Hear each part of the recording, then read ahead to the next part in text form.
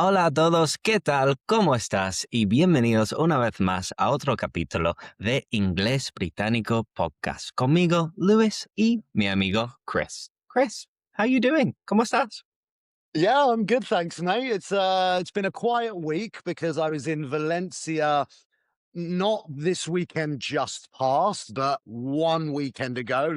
It's always complicated. When it's Monday, we're filming today, which is Monday.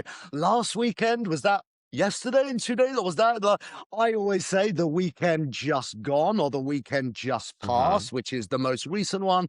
So last weekend, 7, 8, 9 days ago, I was in Valencia. So the weekend just passed yesterday, 2 days ago.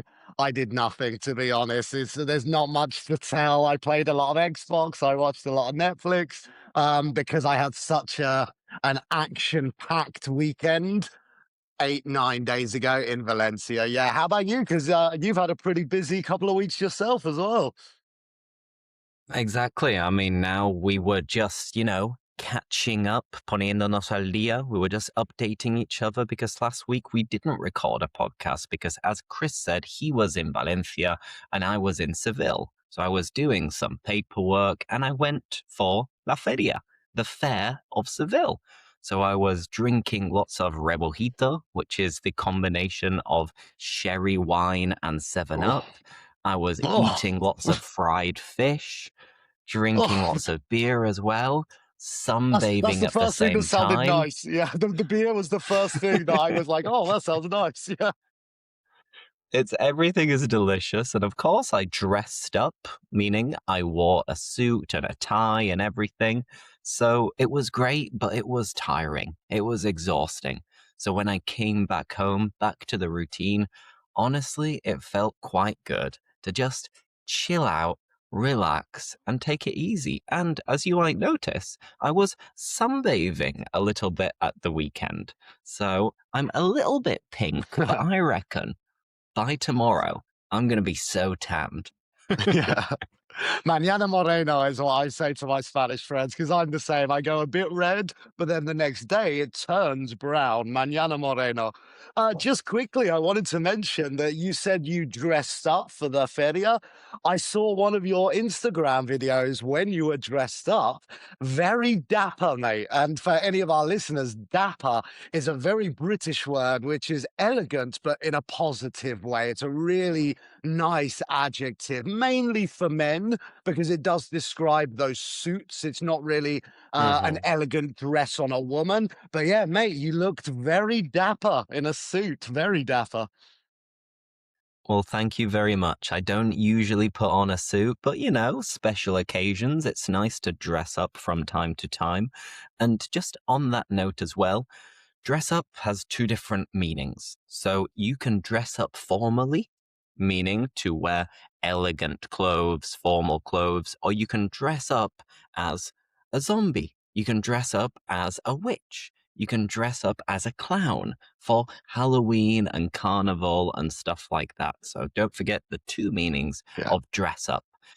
And A before student we get asked me started, once, sorry, just quickly, a student asked me once, so it's all related to the context. I was like, yeah, of course. But how do you know, like, which context? And I said, well, if somebody says, I dressed up as Spider-Man, you can probably guess that it doesn't mean elegant. Yeah, I dressed up as a zombie. Is that dress up elegant or dress up as in disfrazar? I wonder. Yeah.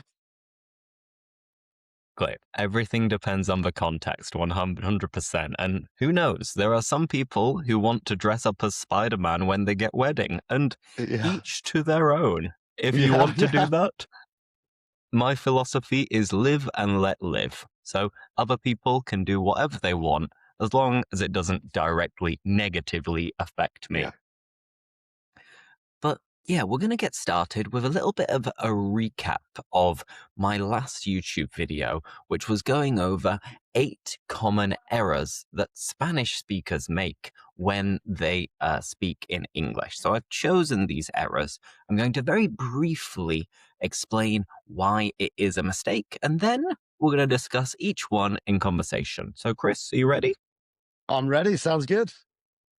You were born ready. So the Born first ready. error is confusing used to and be used to and usually. So many people will say, I am used to play football. And what they're wanting to say is, estoy acostumbrado a jugar al fútbol. So, going over this, estar acostumbrado is to be used to plus ing or a noun. And likewise, acostumbrarse is get used to plus ing or a noun. Then, if you want to say like solía hacerlo, it would be used to plus the infinitive. So I used to play football when I lived in England. Now I am used to recording this podcast because we do it all of the time. So that's enough of an explanation. Now a question. Chris, what's something you weren't used to doing before but now it feels completely normal? You're used to it. Perfect. So, well, I'm going to try and give an example with used to, the be used to, the estar acostumbrado, and usually the suelo, because in my experience, as you mentioned, that's a very common mistake. They're very, very similar to be used to and to usually do something, because if you usually do it, then you are used to it. So they are very similar, but they Hmm. are different. So let me give my answer to this question. So, something that I am now used to doing that I wasn't used to doing, acostumbrado, is to eat dinner late. Honestly, that it's not even the Spanish dinner time. Many of our listeners will be thinking, oh, Chris is used to eating dinner late because now he lives in Spain.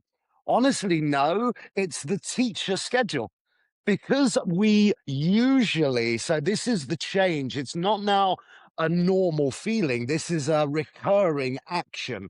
So because Lewis and I usually teach our students when they finish work, I'm sure it's the same for you, Lewis. My classes are like 4 or 5 in the afternoon until maybe 8 or 9 in the evening. So it's not even I'm used to eating dinner late because I live in Spain. I'm used to eating dinner late because of the teacher's schedule, but I wasn't used to eating dinner at 9 p.m. And then the use of solia, I used to eat dinner maybe 6, sometimes even 5. Yeah. I mean, I'm guessing that's the Wow. same for you, being another English person who not currently living in Spain, but obviously spent a lot of years living in Spain. Is that a similar feeling for you? Yeah, 100%. It's a good point. And of course, when I used to live in the UK with my family, we used to have dinner at 6-ish, something like that. Maybe 7 at the latest at the weekend, but usually around 6-ish. And then now, as you said, I usually work until 8 or 9 in the evening. So I am used to having dinner late. But if I could choose, I'd probably have it a little bit earlier. At like 7:30, I think is about the perfect time to have dinner. Yeah, maybe 6 is too early, but I agree. 10 o'clock, 9 o'clock, that's too late. Somewhere in the middle, half 7, 8, yes. Or just 7 and 8. Between 7 and 8 is perfect. Yeah. Absolutely. Now, let's move on to the second one. And this error is in Spanish when you're thinking, quiero que vayas. Necesito que me ayudes. Me gustaría que fueras. So it's this subjunctive structure where if you directly translate it into English, it would be, I want that you go. I need that you help me. I would like that you were. But in English, we do not translate it like that. The correct structure is I want you to help. I need him to go. I would like them to contribute. So we have the verb, and then we have the object pronoun, and then we have to plus infinitive. Easy, I think. So let's try and come up with our own examples. Chris, what do you want, need, or what would you like your students or your friends or your family to do this week, next week, or anytime soon?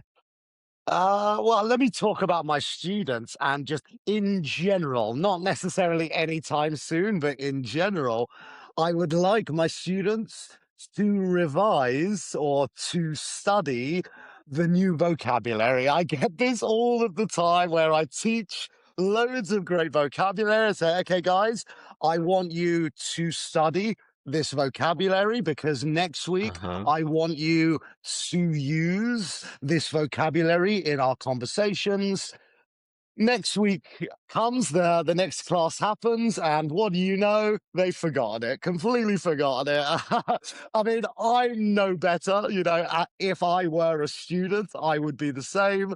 But yeah, I think that's something all teachers want their students to do, is to study the vocabulary more. But especially with adult students, I think we can understand it's a lot more difficult for an adult student with a family and a job to find that time to study. But yeah, something I would like my students to do, I would like my students to study more.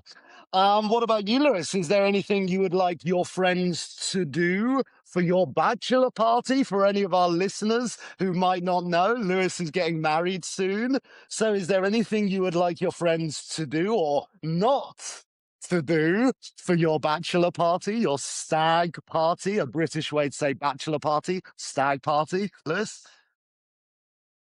Well, yeah, 100%. I have my stag do, my stag weekend in July. So I don't know where I'm going. I don't know exactly the plan. I only told my mates, listen, I know the budget will be low because you're going to have to pay a lot of money to come to the wedding and pay for accommodation and everything. So it might be in the UK. I've no idea, but I want them to, have fun organizing things. I need them to take into account the availability that I have. Yeah. And I don't want them to organize anything too crazy. I don't want them to force me to dress up. I don't Yeah. want them to organize some kind of seedy or dodgy things. So I want to have a lot of fun with my mates, maybe go to some different events, make some memories, have a good time. Of course, there will be a lot of alcohol involved, but Yeah. I want them to bear in mind that we can just have a good time. We don't need to do anything crazy. We're no Yeah. spring chicken anymore. We're Yeah. not so Yeah. We're young old. anymore. So I want them to think that it's okay just having a good time together. Oh, that's a good way to think of it. Yeah, my friends' stag do's, their bachelor parties, they dressed up, but in an activity. So it wasn't in the city where everybody could see them. So they wanted us to let them just be normal in the city, but in the activities which were outside of the city, yes, we made them dress up. Yeah, I think it was Princess Peach from Mario. Yeah, Okay, sounds beautiful. But yeah, now you mention it, I'm nervous. I'm a little bit yeah, anxious about my stag do, but I'm sure everything will be absolutely perfect. Now, let's keep going. The next error was look forward to. And this is another one I can explain very briefly because the error is again related to ing or not ing. Because many of my students will say, I'm looking forward to go. I'm looking forward to see. I'm looking forward to do. But we always need, once again, ing or a noun. So I'm looking forward to going. I'm looking forward to seeing. I'm looking forward to having. So, Chris, what are you looking forward to doing this year? I have a fantastic answer for this. In 2 weeks or maybe about 17 days, I'm going to New York. So I'm looking forward to visiting New York. Obviously, I know the political situation is not ideal and we're not going to get into that. But outside of the political context, one of my best friends lives there. So I'm looking forward to seeing my friend. I'm looking forward to walking around Brooklyn and just, yeah, in general, I'm really looking forward to New York as a city. Yeah, it's for any of our listeners that haven't heard the expression a bucket list. A bucket list is Okay. just una lista de deseos antes de que te mueres. It's a list of things you want to do before you die. New York is number one on my bucket list. So I'm really looking forward to visiting New York. What about you? Again, I mean, I don't want to keep mentioning the wedding. I'm sure you're looking forward to the wedding, but is there anything else this year you're looking forward to? Well, of course, I'm looking forward to getting married. I'm looking forward to the wedding, but even simple things that I'm looking forward to, like this week, we're recording on the 27th of April. And in fact, I'm going to try to post this video today. But this Friday is May Day. It is Labor Day. It is International Workers' Day. So I know both of us are freelancers, so it depends whether you might have a day off or not. But Yeah. knowing that my fiance had a day off, I thought, all right, I'm going to block my schedule to prevent anyone booking classes with me. So after such a busy week last week, I'm looking forward to just having a relaxing weekend. I'm looking forward to going for a walk in the woods. I'm looking forward to Nice. having some brunch in a restaurant outside, hopefully, if the weather stays good. Yeah. And I'm looking forward to our favorite activity, Chris, which is day drinking, you know, I love day Tardeo. drinking. Yeah, So yeah. I'm looking forward to day drinking on Friday or Saturday this week, and then calling it a night really early and having my beauty sleep. So I sleep my 8 hours. So it sounds simple, but I'm looking forward to this weekend for that exact reason. Yeah, I think, but sometimes looking forward to the simple things is just as important as looking forward to the big things. Yeah, looking forward to getting home and sitting on your sofa, looking forward to going to sleep. These little things. I think it's really useful for humans to look forward to tiny things as well as big things. Yeah. Absolutely. Now, let's keep going. The next error is confusing adjectives that end in ing and adjectives that end in ed. Some examples would be boring and bored, tiring and tired, exciting, excited. The list goes on and on, where if the adjective ends in ing, it is describing something, maybe a situation or something permanent. Whereas if it is ending in ed, it describes an emotion, a feeling. So it's something a little bit more temporary. So a tip to differentiate the two of them is that often, if you are using estar in Spanish, then it's probably going to be ed because estar in Spanish is temporary and it's used more with feelings. Whereas if you're using ser, then it tends to be something more permanent, something that doesn't change, that you are describing a situation. And another little trick to memorize this would be, let's say, the suffixes of certain adjectives in Spanish, like emocionante. So emocionante, ending in ante, is the equivalent of the ing, the exciting. So I was like, fue muy emocionante. It was very exciting. As a result, how did I feel? I felt, well, muy emocionado. I was very excited. So remember that ed is the feeling and ing is maybe the cause or the situation or permanent way of describing something. And So, just to mention something very quickly as well, there are some adjectives which, although they don't finish ing ed, they still follow this rule. A great example I give my students is scary and scared. So we have the scared ending in ed, and the scary ends in a y. It doesn't end in the ing, but the rule is the same. As Lewis mentioned, the scary is the reason the film is scary. I'm scared. So Lewis is right. It's mainly ing and ed, but there are some examples where maybe it's not ing ed, but there are two adjectives of the same word which follow this same rule. and the same thing happens with stressful and stressed. Yeah. Instead of Yeah. saying it's stressing, we would say it's stressful, but it follows the Yeah. same principle that Chris was mentioning. So let's come up with some of our own examples. Let's do boring and bored. So, Chris, tell us, what do you find boring? And yeah, why does it make you feel bored? Good question. I have a very short attention span, so I find a lot of things boring. Um, if I had to think of an example off the top of my head, I would say working. Yeah, work, no, because it depends on the class. Some classes are really fun. Political conversations. I find political conversations very boring. Again, maybe it's my personality. Maybe it's because I don't have enough intelligence. I don't read about politics. So when there is a boring political conversation, again, my friends are Spanish, so it's Spanish politics as well, which I don't understand that much either. So it's a boring conversation.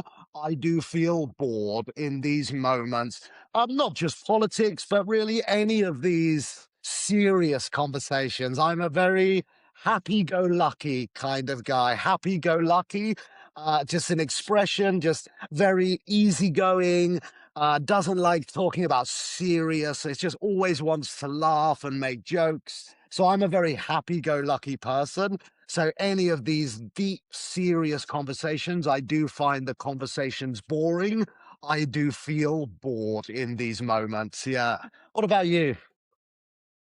Perfect. I like that adjective as well, by the way, happy go lucky. And I Happy-go-lucky. had Yeah. no idea how to translate it into Spanish. So I very quickly just looked it up. And apparently, an option in Spanish is like despreocupado. Soy un tío Oh muy yeah. despreocupado. I'm a very happy go lucky guy. So, you like to take things easy and enjoy life without getting too serious. Yeah. But Well, actually, sorry, let me thinking, change the question. So we're not go using on then. bored and boring again. What's something that makes you feel excited? What's something exciting which makes you feel excited? Well, I know we're a little bit different in this, that sometimes you eat just because you have to eat, whereas I get excited thinking about what I'm going to eat. So, knowing that today I finish at 8 o'clock, and over the last half an hour, I've been thinking, like, okay, what should I have for dinner? Decisions. And in an hour or two, I'm going to head out to the shop and I'm going to pick what I'm going to have for dinner. And it's again a very simple thing. But when I'm working during the day, I get excited thinking about what I'm going to have for dinner because it's like my reward at the end of the day. So thinking about this is quite exciting. If I've only got a class left and I'm thinking, oh, how exciting. I'm Yeah. so excited about doing this. So, yeah, that's what I'd say. So there we have half of the errors already. Now let's keep going. And the next one is when you're thinking in Spanish, llevo 8 años en España. Llevo viviendo 5 años en Sevilla. And this structure doesn't really exist in English. So the best way of saying that you started living in a place in the past and you continue to live there at the moment is simply to use the present perfect or the present perfect continuous. So in my case, I have lived in Brussels for 3 years, or I have been living in Brussels for 3 years. Both of them are correct. But Chris, what about you? How long have you lived in Spain and how long have you lived in Gijón? Well, I always give my students this same example, which is I have lived in Spain for 10 years, or I have lived in Spain since 2016, which is the exact same thing. Obviously, the sentence, as Lewis mentioned, the sentence structure, the grammar is important, but it's the same meaning. For is more common, as Lewis said. It's a lot more common to use for duration. So I have lived in Spain for 10 years and I have lived in Gijón for 3 years. So yeah, it's been I'm getting my Well, I'm gonna start the application process for my Spanish passport this year. Ooh, Yeah, I exciting. know. Yeah, I mean, I'm not gonna swear on our podcast, but F you, Brexit. Yeah. Well, I personally think that there is a chance that in the future there will be a similar movement of rejoin, which will Yeah. be rejoining the European Union. But in the meantime, hey, if you have a Spanish passport, then perfect. I can give It's myself a new great. name. I can be like Christopher Gonzalez Hughes or Christopher Carrillo Hughes. I don't know. I can give myself a Spanish name, which would be quite fun. Yeah. It sounds very exciting. And again, Very going over exciting. that exciting I'm ing, excited. and Exactly. there you are. Now, let's keep moving forward because the next error is really common, and it is how to use despite. Because it sounds simple, but despite in English, after we use it, you need to use ing once again, or Yeah. we turn it into a phrase which is despite the fact that.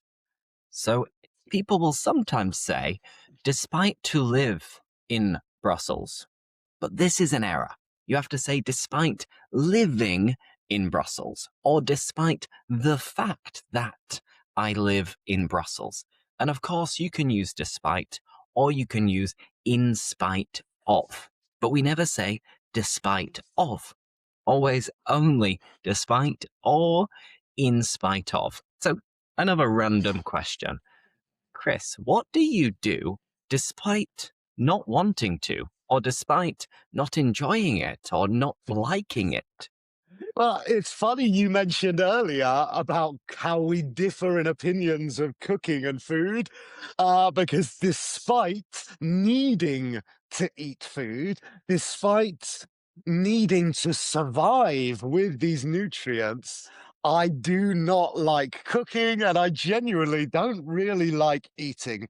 I would happily Crazy. eat those astronaut. We've spoken about this on a previous episode. I would happily eat those astronaut pills, which give me all my nutrients. Because yeah, despite not wanting to cook, I have to because we have to survive. We have to eat. So despite not wanting to cook, I still do. Despite hating cooking, I have to do it. So yeah, I think that it's funny you mentioned that earlier because that was a perfect example of despite, or as Lewis mentioned, despite the fact that I don't like cooking, I have to do it. Yeah, which is why I normally whip something up. So very quick. I know today's not about phrasal verbs, but very quickly, to whip up is to cook or prepare something very quickly. So yeah, despite needing to cook, I hate doing it, so I whip something up. What about you? Despite not wanting to do something, is there something that you feel obliged to do?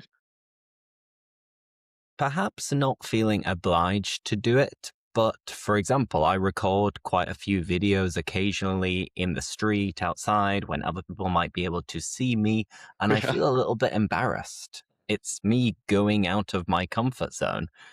So, despite not feeling comfortable, I still record some videos outside.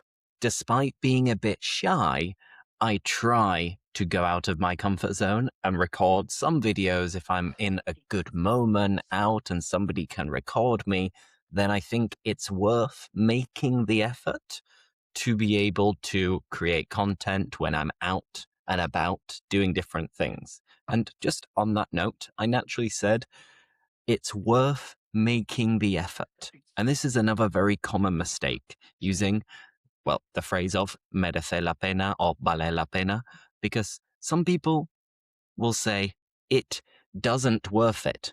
No, incorrect. We need the verb to be, first of all, so it isn't worth it. And once again, if we use a verb after, we need ing. So it's not Right. worth making the effort, or it is worth making the effort. So that's Yeah. an extra little tip for you. Our listeners are gonna hate the verb in ing after this class. Yeah. Damn verbs in ing. Great. They're going to hate it even more than usual. But Yeah. we've only got two more questions. One of them is a nice quick one. The other one is a bit longer. So let's begin and continue with the quicker one, which is fun and funny. People mix these up all of the time, and it's simple. In Spanish, Fun is divertido, and funny is gracioso. So funny, it makes you laugh, or it's related to comedy. Fun, I mean, it could be something that makes you laugh, but it's more to describe something that you enjoy doing. It's a synonym of enjoyable. So, I'll give a quick example before I ask you. Something that for me is fun is strangely sometimes going for a run.